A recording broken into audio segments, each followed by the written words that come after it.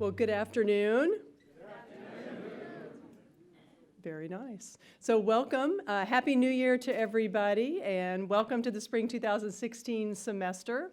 I do hope that you all had some time for rest and relaxation with family and friends. So we're back for another very busy semester, and we've got lots to share with you today.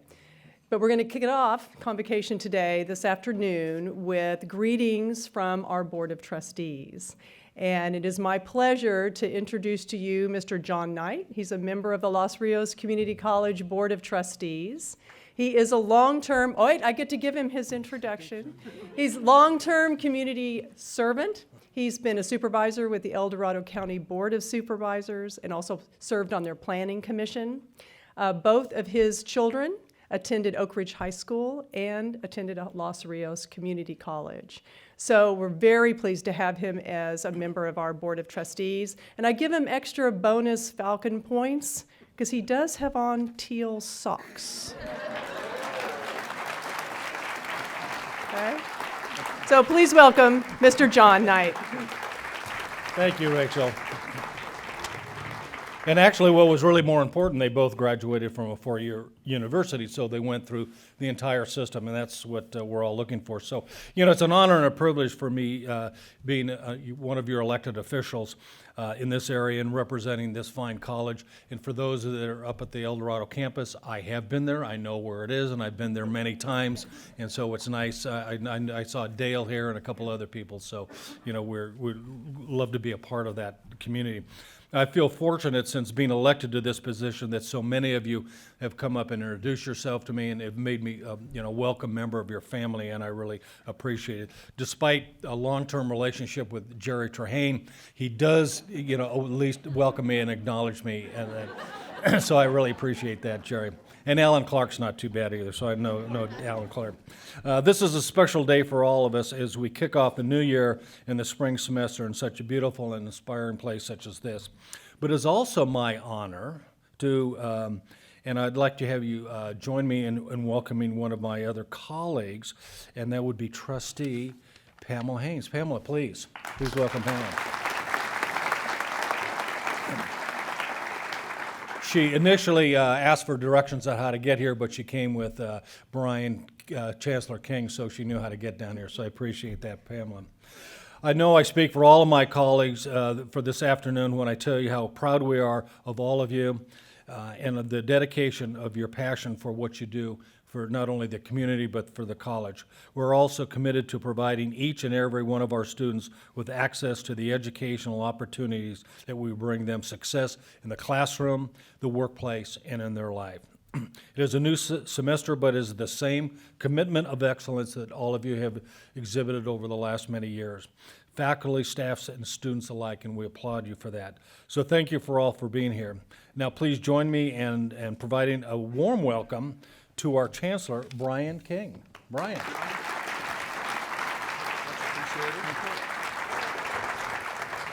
Well, good afternoon. How are things going in Folsom today? Great to be with you, and many of you know that we have multiple convocations during the day, so this is the fourth college that we've had a chance to attend, and some people say it must be exhausting to give a presentation 5 times in one day. It's exhilarating, but I think the people who are exhausted are those who go with me along the way, and I want to introduce them. Pamela Haynes on our board is going to all of the convocations, so let's acknowledge John and Pam again, our outstanding board members. Our Deputy Chancellor, Sue Lorimer. You know Sue here, I believe. General Counsel, J.P. Sherry. Mitchell Benson, Associate Vice Chancellor. Associate Vice Chancellor Jamie Nye. And I don't know why our business officer, Teresa Matista, is over here by herself. But let's welcome Teresa.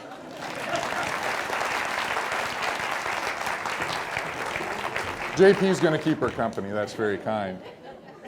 So 7 words in the title of our conversation today, the presentation entitled Working Together to Chart a New Course.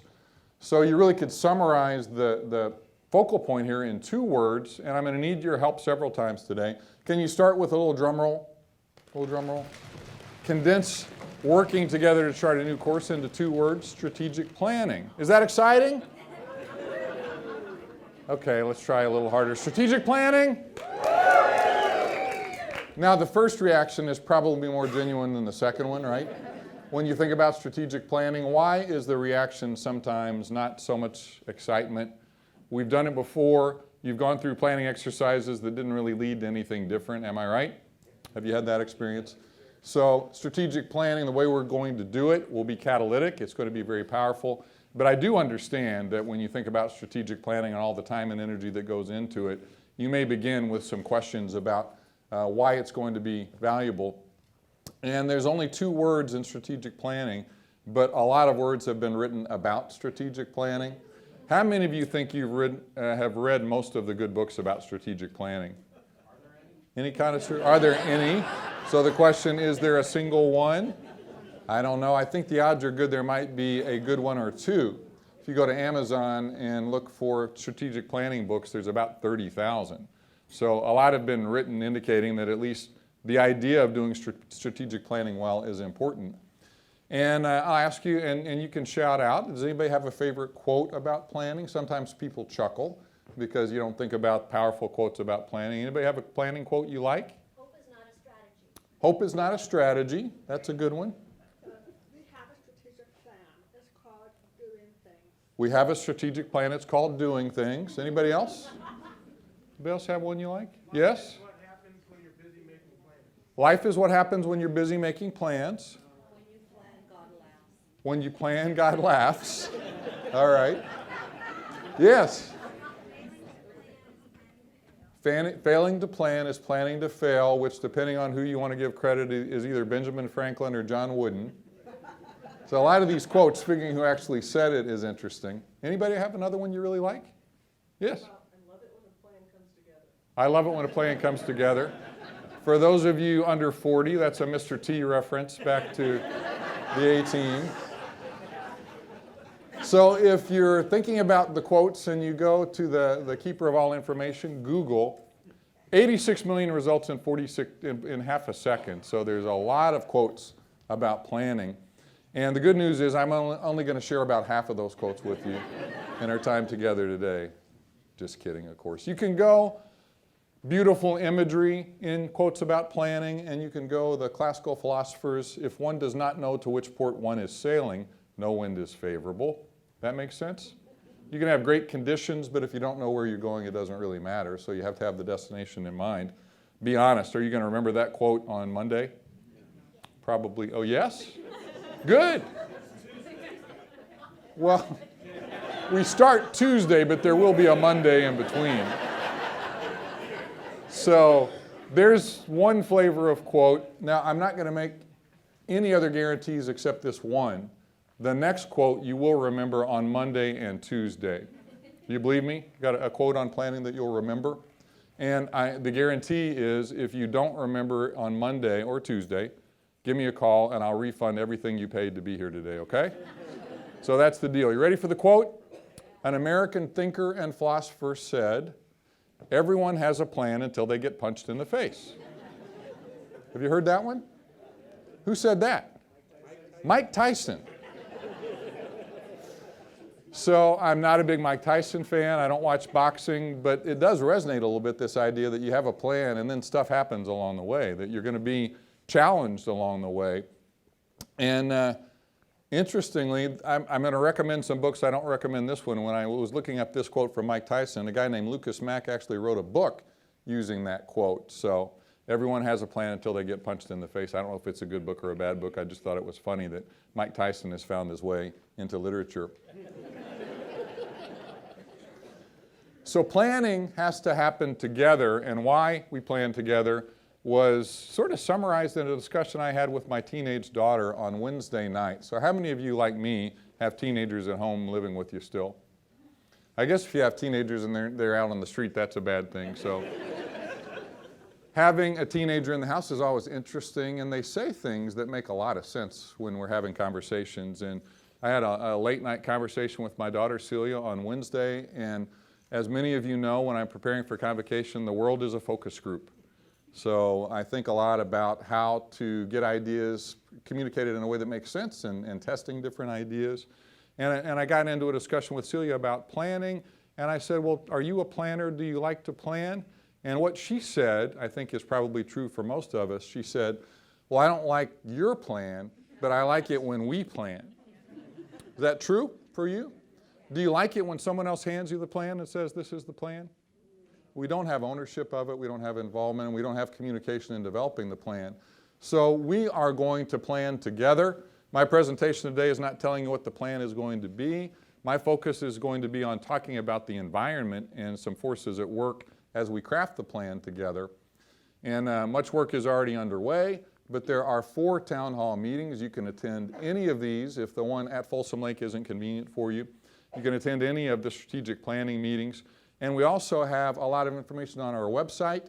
And Tuesday, when you get back after the holiday break, we'll have a Chancellor's note that includes links to all the websites I refer to, and also a bibliography of the resources. So if anything catches your fancy in terms of books or websites, we'll have those links.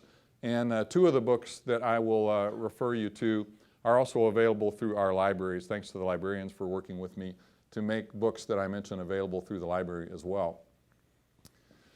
So I saw Steve Weiss. Steve, raise your hand. Steve is working with us as our expert in planning. And I don't want to pick on Steve. This seems to be true of everyone involved in planning I have ever talked to. They have a fear about where a plan ends up. Now, there are a lot of bad places a plan could end up, right? In the trash can, that would be bad. In a shredder, in a bottom drawer. But where does everybody involved in planning say the plan shouldn't end up? Let's all say it together. On a shelf. So it makes sense that if the document isn't used, if it's not actually something that gives us guidance, the process is not very effective.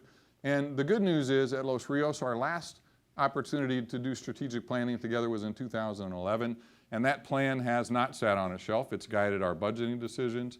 It's guided programming decisions. So it's part of our DNA for planning to be something that we do all the time and that we refer back to. So when you think about 2011, pausing for a moment to think what was going on in the world in 2011, these aren't necessarily the most important events.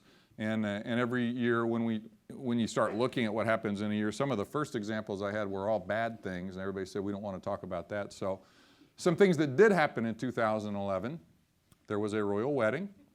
How many of you watched the royal wedding? No judgment here. How many of you aren't that interested in what goes on?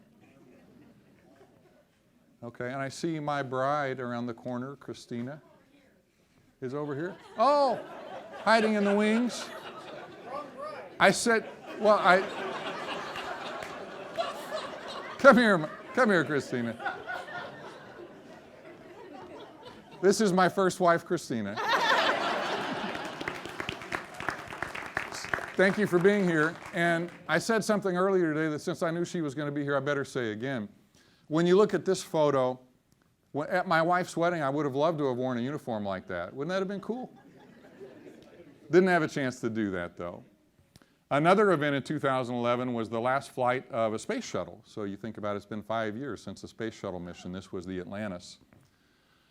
The Best Picture, timely reference. Yesterday the Academy nominations came out, and this is not a movie about convocation presentations. How many of you have seen The King's Speech? Good movie, best movie of 2011. And another event that I think was very exciting. Do we have Giants fans here? What happened in 2011? The Cardinals won the World Series. It's okay, Teresa. My Giants, we have a lot of friends who are Giants fans, and I root for the Giants except when they're playing the Cardinals as a lifelong Cardinal fan.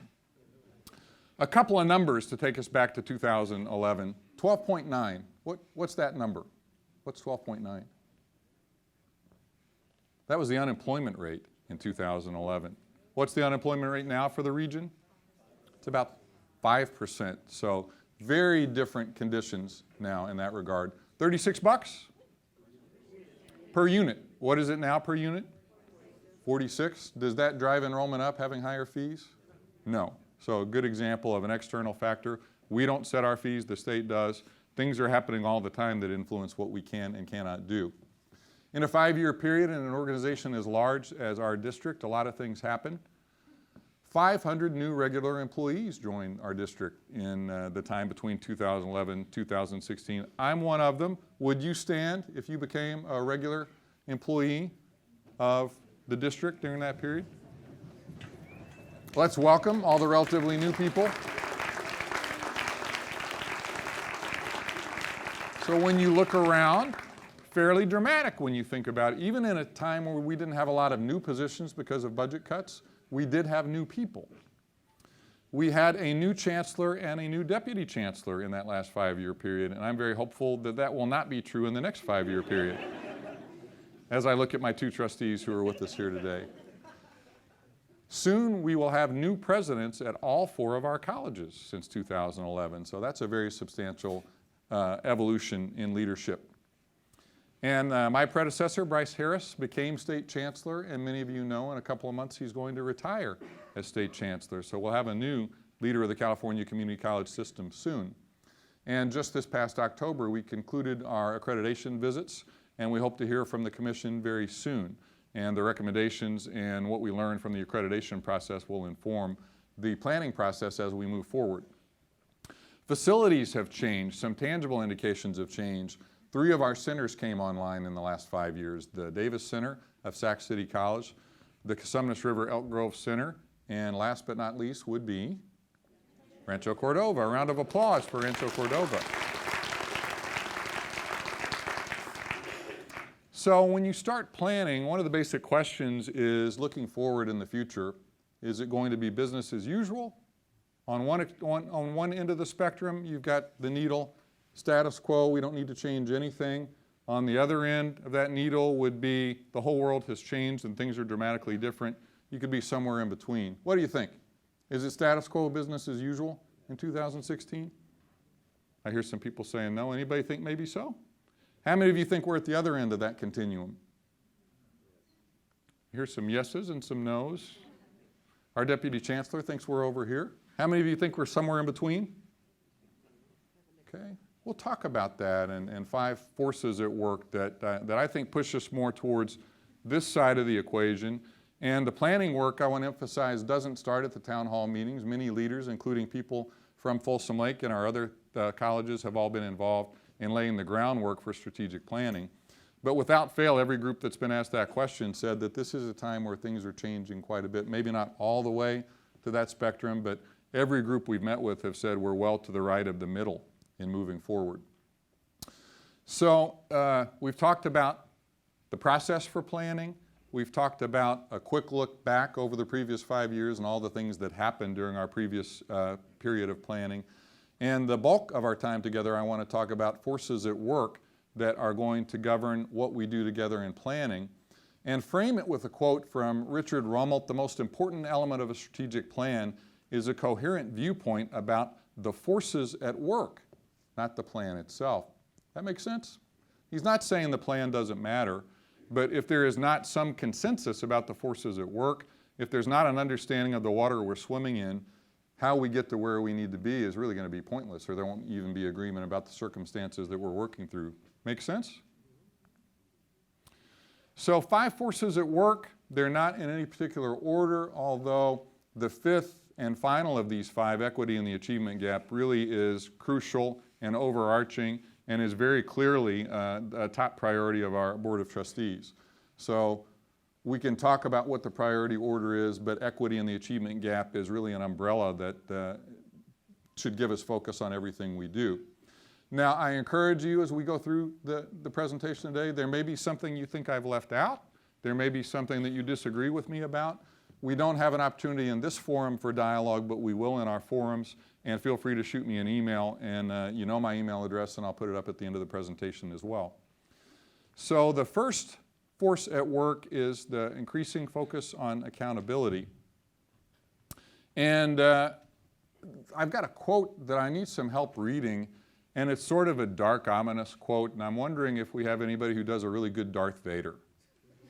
Do we have anybody with a dramatic voice? David? We got a volunteer? Are you volunteering? I just made the vocal sound. Okay. There's that. You're never going to get a cheaper round of applause than that. What about the actual voice? Does someone have a good Darth Vader voice? Come on. You've got that voice. Yes. No? Come on, Bernard. Let's go with I am your father. No, I'm not.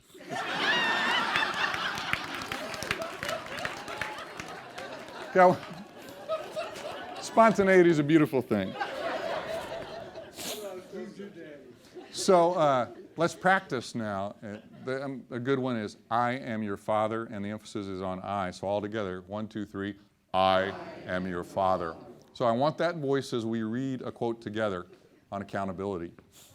Dark, deep, if an unfriendly foreign power had attempted to impose on America the mediocre educational performance that exists today, we might well have viewed it as, pause, an act of war.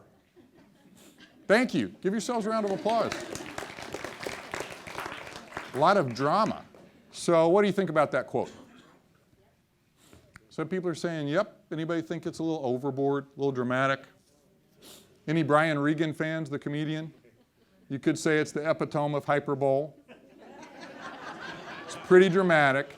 It got a lot of play when it came out. Anybody know what that quote is from? Anybody know? A Nation at Risk. The report and the subtitle is The Imperative for Education Reform. So what year come out? 83. So in some ways, the discussion about the need to do things differently in education isn't new. And when people say, well, it's just going to be the same old, I understand why sometimes, because in some ways these discussions seem to be cyclical. What's different, though, in recent years, the Nation at Risk focused almost entirely on K-12 education, and the more recent focus has been on college. How many of you have a kid in college right now for your family? How many of you are paying for it? How many of you think you're paying too much for college? Affordability has been the lightning rod issue for higher education. As prices continue to soar, there's been an examination of higher education that wasn't happening in '83. It was pretty well accepted that higher education was outstanding in the United States, and it was and it is, but this has been a game changer, the rising costs. When you're looking at what something costs, what's your other question? Quality.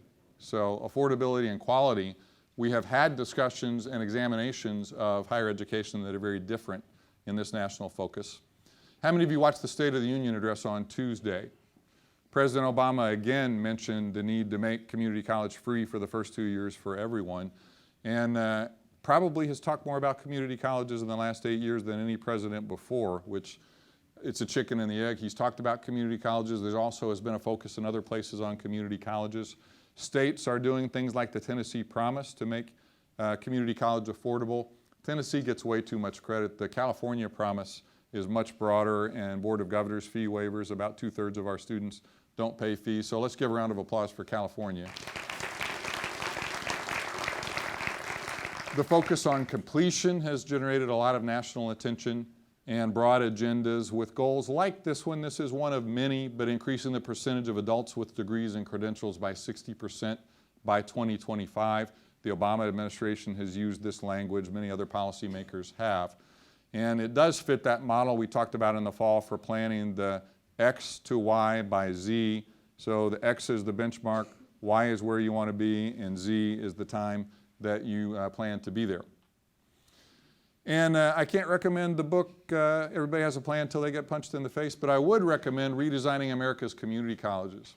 This is a book that's being read in Washington, D.C. It's being read by policymakers in California and around the country. And the authors are educators, so they're not just critics. They have worked with community colleges and looked at efforts over the last 10 years, some that have worked, some that have not. And the metaphor that they use works okay after lunch. Did everybody get something to eat? I felt a little guilty at American River College where we have the convocation right before lunch, because the metaphor that they talk about is a buffet or a cafeteria. That make sense to you? The idea is that higher education and community colleges provide a lot of different choices, a lot of different choices. Now, I did say this is a cafeteria, but I had a culinary instructor tell me at one of our presentations this is actually a buffet. So it works either way in the metaphor, whether it's a cafeteria or a buffet. A lot of choices, not a lot of guidance. And colleges and community colleges in particular, the authors say, have a lot of different choices. The food's all good for the most part, but not a lot of guidance in how to get a healthy meal at the cafeteria. So with that metaphor, the concept is we need to look at the items we have, our courses, but not focus solely on course production, but think about the entire meal. Is that a metaphor that resonates a little bit? Two things in their book that we'll want to talk about as we plan. The benefit of having fewer choices. Sometimes choices are overwhelming. And also having structured pathways. So that's another metaphor from the cafeteria to a pathway with a guide. Guided pathways is sometimes the language.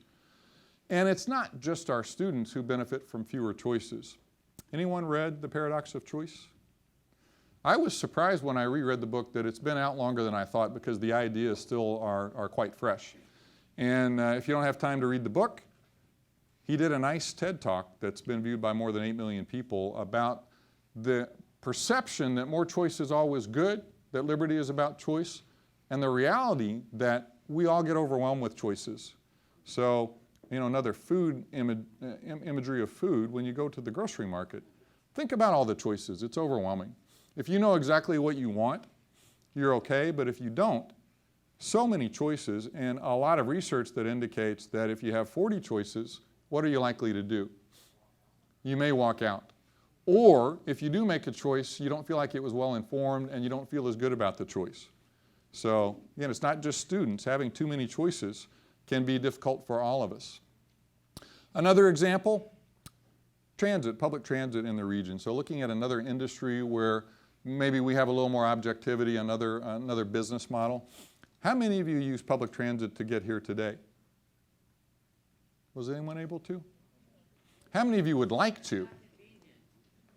Okay, well, you've already anticipated my next question.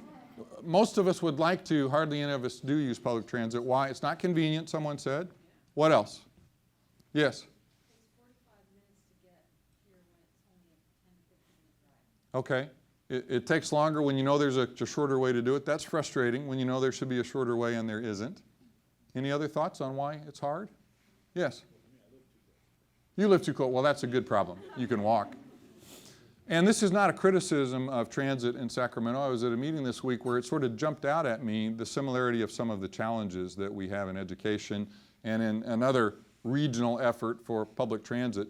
How many different entities do you think there are in our region that provide public transportation? And we think about RT and light rail, that's a big one, but how many total? 21. 21 different entities provide public transportation, so we have thousands of trains and buses, but it isn't always as easy as it should be to get from point A to point B.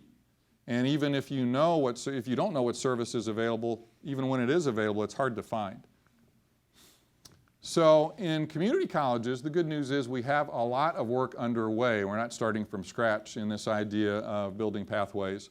The Pathways Trust Grant has provided several $100 million to help build alignment between high schools and community colleges and career technical education programs. Another national effort, another statewide effort, for structuring pathways is the Common Assessment Initiative. How many of you are familiar with Common Assessment? More of you will be, because in a fairly short period of time, all of the community colleges in California will be using one assessment instrument. Is that a good idea? Is it a bad idea? Doesn't really matter in this instance because the motion is moving forward. So in some areas we get to choose, in some areas a decision's been made, and our job in planning is how to implement in a way that makes the most sense. The Online Education Initiative statewide, another example of a coordinating effort statewide, the idea to have online courses available to students from around the state so they can find online the courses they need to complete a program.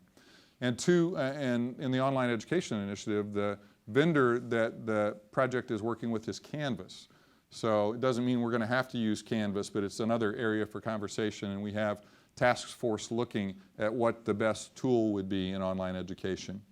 And two really big programs that I know everyone here has touched in some way, the Student Success Program and Student Equity, both looking at outcomes for students and how we can improve the pathway for our students.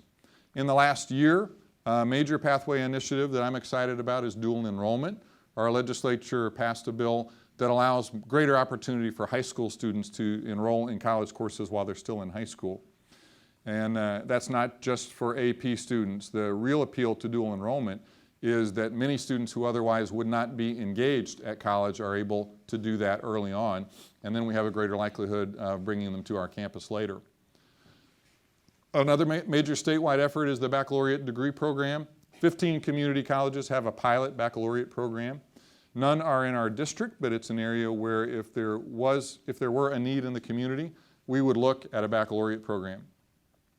A great success for our district in building pathways is the associate degree for transfer. You're all familiar with the partnership with the California State University system, where we narrow the course choices to ensure transfer in certain programs to CSU. And we are a statewide leader. How about a round of applause for Los Rios? 88 degrees and 27 majors since 2011.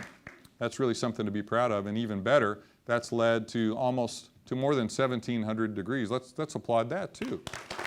1,700 graduates in ADT programs. It's such a good idea that UC is now looking at building clearer pathways in programs from community college to the University of California.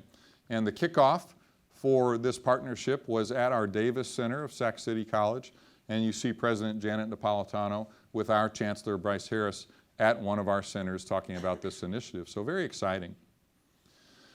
You can choose your metaphor. Is it a meal? Is it a map? Is it a pathway? But the planning question is, how do we look at the great menu of options we have for students, all these courses, and bring them to students in a way that makes them better able to achieve their degree, whether it's a certificate or a degree or a transfer. So we're already doing some of that work. We just have to step it up and have courageous conversations about how to do that as we work through strategic planning. So accountability, focus on accountability is one force at work that's not going to go away. Funding remains very volatile for California community colleges. And it's been a week and a day since Governor Brown unveiled his first crack at the budget for 2016-17. And all of you understand that the governor's proposed budget is not the final budget. There will be a lot of conversation with the legislature between now and the end of the session. But that graph that he has there is one that we should be aware of, where you see the black on the left and then the red on the right.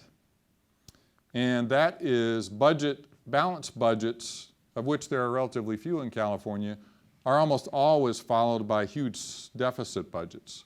And he spent a large part of his time on last week warning that we've got some surpluses now, but that doesn't mean that the spending can keep going up, because the recession will come sooner than we would like.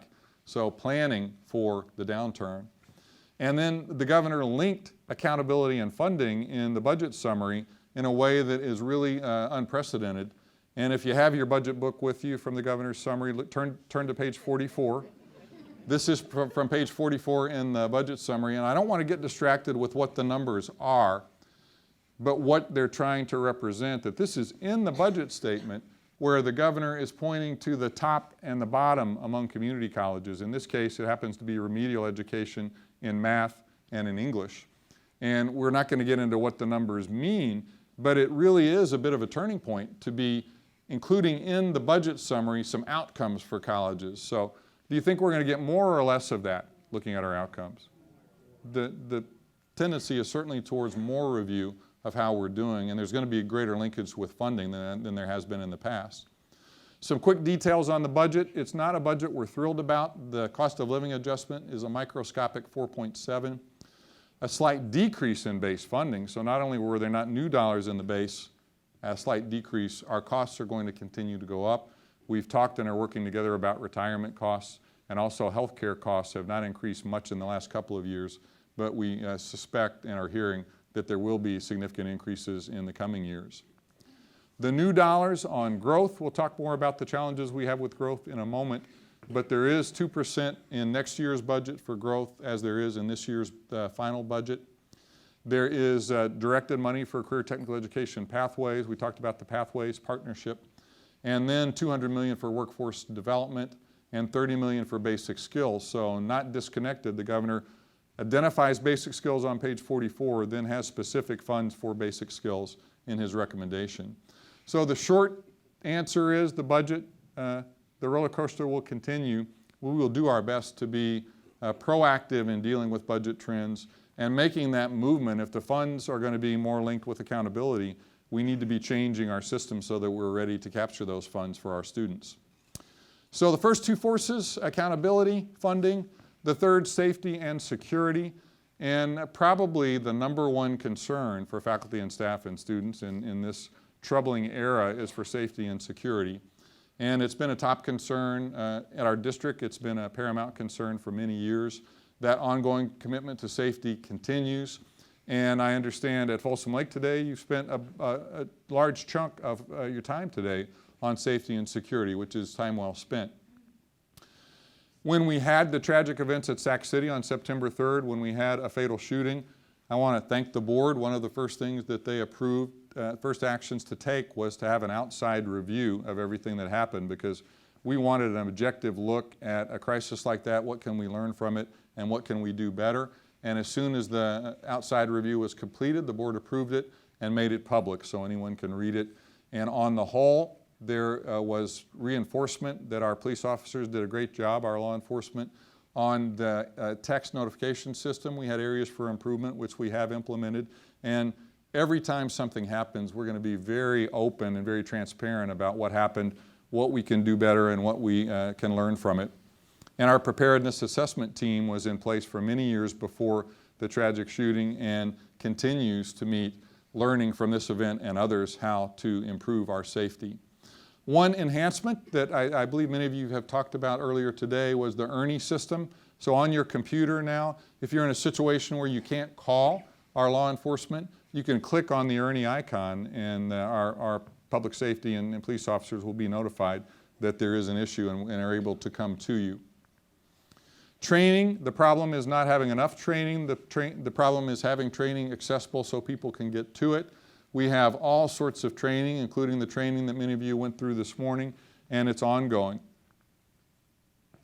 Our law enforcement does a great job. And we have now on the Los Rios Police Department page specific information on campus safety. And Chief Sears, will you stand? Chief Sears has done a great job. A great job working with others to get information you can use on the website. And one example of videos that are there, how many of you have watched a video on active shooter training? How many of you have not and are going to? Those are really the only two choices, because it is poignant, it is unsettling, but it is essential. And watching one of the two videos, they're both great. I watched them again yesterday. One is from a university and one is from the FBI. We have to do everything we can to prepare ourselves for the unthinkable crisis that could happen, in hopes that it never happens. But you can't, Chief Sears can't make me safe. No one person can. We have to work together to be informed about the best way to be prepared for the next crisis. And we know the next one will be different from the last one. So it's always a learning process when things happen. But we're going to do everything we can in providing information to keep our students, faculty, and staff safe. So the fourth force at work is enrollment flat or declining in our district. We talked about the enrollment challenges in the fall. And crystal balls are imperfect, but part of planning is projecting into the future. So back in 2011, the Chancellor's office estimated how many students our district was likely to serve in 2011. Are you with me? 2011, looking into the crystal ball, how many students now? What do you think the guess was? 103,000. 103,000 students. How many will we actually serve this fall? About 77,000. So it's not a criticism of the prognostication, just acknowledgement of how much things can change in 5 years. We're very high unemployment rate, much higher enrollment, lower unemployment rate. A lot of things impact enrollment. And as I said, this year's budget includes 2% in growth funds. The proposed budget includes 2% in growth. From a fiscal standpoint, if we can grow 2%, that's $5 million in new dollars. Same is true for next year. the challenge is that we're basically flat or slightly down. In the fall, we were a little bit down from the fall of 14. And the latest numbers, Teresa, do we have any numbers for today? These are yesterday's numbers. So we're down, but that's right, you've been stuck with me all day. How would you know? So we're not going off a cliff in terms of enrollment the way some of our sister colleges in Northern California are, but we're flat. So we're continuing to do the things that we know work. Increasing persistence is good for enrollment. It's also good for student completion. We're looking for new students. One of many examples is dual enrollment, the opportunity to find high school students who would benefit from taking a college class while they're in high school. So the two things we're doing and continuing to focus upon is increasing persistence and identifying new students who could benefit from an education with us. And all of you have seen the district-wide Save Your Spot campaign. Very collaborative effort among all of the colleges to have a consistent theme, encouraging students to enroll soon and encouraging them to re-enroll and come back in the following semester. So if we don't grow this year, and it looks likely that we won't, we don't have much runway left between now and the end of the reporting year, it means that we'll be in stability, so the state doesn't reduce our funding, but we don't capture that up to $5 million in growth dollars. So it doesn't mean we have to cut the budget, but those new resources aren't there. And that is one of many reasons why it will remain a key planning topic, growth and access in the coming year. So the fifth and final topic is the most important of the five, and the best argument why the status quo just isn't good enough. That we work hard. We've done good work in our district for more than 50 years as we celebrated our 50th anniversary last year. But we have to confront the stark reality that outcomes are not the same for all of our students. And the next slide I want to share with you is a graph. So it's not people, but you think about the people behind these numbers in terms of outcomes.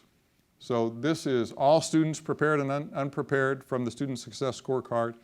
And you look at the huge gap between Latino and Black students, African American students, completing at about a 39% rate, compared to Asian students almost 67%, and white students about 53%. Not to say that any of those numbers are as high as we need them to be, but it is morally unacceptable to look at what we're doing and say those outcomes are okay. Am I right? You agree? Is it time to look at doing what we need to do to close those gaps? It's past time, and our strategic planning process is going to provide us an opportunity to do that. We have to look at what we can do to improve outcomes for all of our students, and the achievement gap and equity for our students is at the heart of our work together. So I want to wrap up with two other numbers to keep in mind when we think about what our students are overcoming when they come here on Tuesday and throughout the semester. There was a study completed at the end of last year called Hungry to Learn, and the study looked at students at 10 colleges around the country, about 4,000 students, looking at the challenges they face in terms of food insecurity, hunger, and housing insecurity or homelessness. So the numbers may vary a little bit, but a good national sense of challenges that college students are facing, community college students in particular. What percentage of students nationwide do you think are facing food insecurity? The survey said about 20%. So about 1 in 5 of students are making really difficult decisions before we ask them to choose from a wide array of choices at college. They're having to make decisions like, will I eat or not? Same thing with housing security and homelessness. What percentage of students in the nationwide survey had fundamental insecurity as far as their living arrangements? It's 13% nationally, so again, about 1 in 10. So the previous chart where you see numbers, it's about people.